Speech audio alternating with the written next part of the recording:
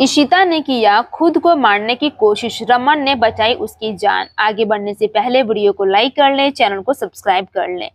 जब रमन समझाता है इशिता को और कहता है कि मेरी पीहू से दूर रहना, तुमने तो एक बेटे को छोड़ा ही नहीं, अब मेरी बेटी के ऊपर लगी हुई हो। इस बात का आरोप सुनते ही इशिता के पैरों तले जमीन खिसक जाता है। लेकिन जाते जाते पीहू कहती है कि इशी माँ, मुझे आपके साथ रहना है। दूसरी तरफ जब मिहिका बताती है रोमी को यह सच्चाई कि घर में ऐसे ऐसे हंगामे हुए हैं, तो वो कोई ही बात मानने को तैयार नहीं और कहता है कि मुझे कुछ नहीं सुनना है, जो करना तुम खुद से करो, और वैसे भी मैं क्या फर्क पड़ता है, ये सब हो चाहे ना हो। जहाँ पे पीहू कहती है कि प्लीज रूही दीदी, मैं एक बार इसी माँ से मिलकर आऊं, पापा भी अभी तक नहीं है, मुझे उन्हें हक करने का बहुत मन कर रहा है।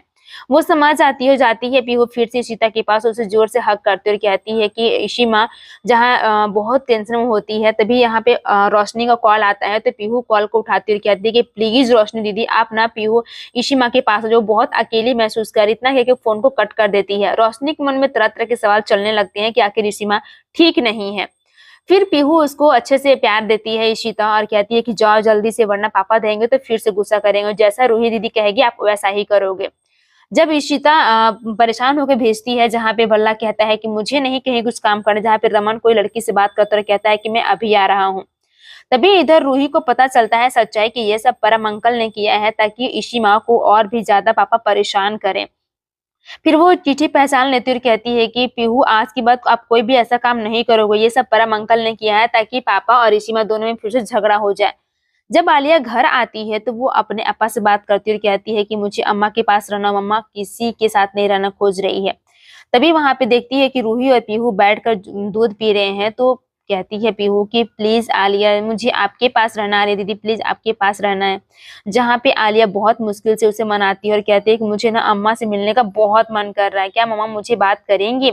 शगुन के बारे में बात होती है, जहाँ आलिया उस बात को टाल देती है और बहुत मुश्किल से पीहू को सुलाती है। तो आलिया से जब रूही बात करती है तो साफ साफ यही कहती है कि तुमने झूठ क्यों कहा आलिया, तुमने क्यों नहीं कहा कि शगुन मम्मा से मिलेगी तो उसे ज्यादा अच्छा लगेगा।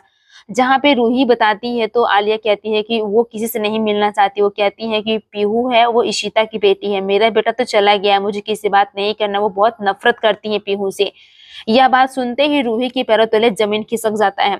तभी अचानक से बेल बजने का आता है। तो वो बेल जैसे ही बजती है वो घबरा जाता है, और जैसे ही इशिता उसको खोलती है दरवाजे को, सामने रोशनी को देख के वो और भी टेंशन में आती है और कहती है रोशनी तुम, और तुम ट्रैवल क्यों कर रही हो इतनी दूर में, पता है ना। जहाँ पे वो कहती है कि इशिमा मुझे सब पता है। जहाँ पे वो पुरानी बात को याद करती है कि जैसे ही इशिता खुद को मारने की कोशिश करती है, वहां पे आती है रोशनी और कहती है कि इशिमा, छोटा आदि मेरे पेट में है, यानी कि मैं प्रेग्नेंट हूँ। यह बात सुनते ही इशिता जो बंदूक रहता है वो नीचे रख देती है। वो समझ आती है कि रोशनी प्रेग्नेंट है और आदि के उसमें पल रहा है।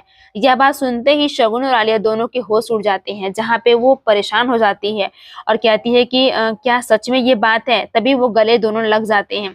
रोशनी उस पल को याद करती और कहती है कि इसी माँ, आपको पता है ना, मैं सिर्फ आपकी वजह से जिंदा हूँ, और ये कौन संभालेगा, आपको जिंदा रहना होगा, खुश रहना होगा। जहाँ पे इशिता इस बात को स्वीकार करती है और कहती है कि मुझे पहले से पता है, आदि हमेशा मेरे साथ रहेगा, वो मुझे भली भांति पता है।